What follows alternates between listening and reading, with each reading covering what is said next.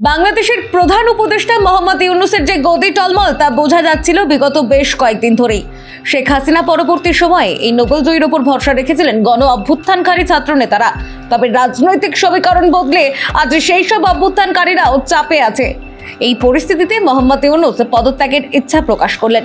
দীর্ঘদিন ধরে নির্বাচন নিয়ে টালবাহানা এবং বাংলাদেশের মানবিক করিডোরের নামে বাংলাদেশের মাটি আমেরিকার হাতে তুলে দেওয়ার অভিযোগে জর্জরিত মোহাম্মদ ইউনূস চট্টগ্রাম থেকে মায়ানমারে রাখাইন পর্যন্ত মানবিক করিডোরের নেপথ্যে ইউনূস কোনো কলকাঠি নাড়তে চেয়েছিলেন। তা নিয়ে সন্দিহান বাংলাদেশ সেনা থেকে বিএনপি, এমনকি জামাতে ইসলামী পর্যন্ত সরকারি ইউনূসের পাশে দাঁড়াতে পারছে না। এইসবের মাঝেই গতকাল নিজের সরকারি বাসভবনে উপদেষ্টার সঙ্গে বৈঠকে বসেছিলেন মোহাম্মদ ইউনূস। সেই বৈঠকে মোহাম্মদ ইউনূস পদত্যাগ নিয়ে কথাবার্তা বলেছিলেন বলে দাবি করলেন তিনজন উপদেষ্টা, প্রধান উপদেষ্টাদের দপ্তরের দুই আধিকারিক।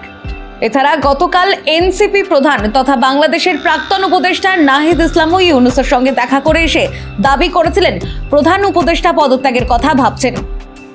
Desk report, Dharmanagar news online.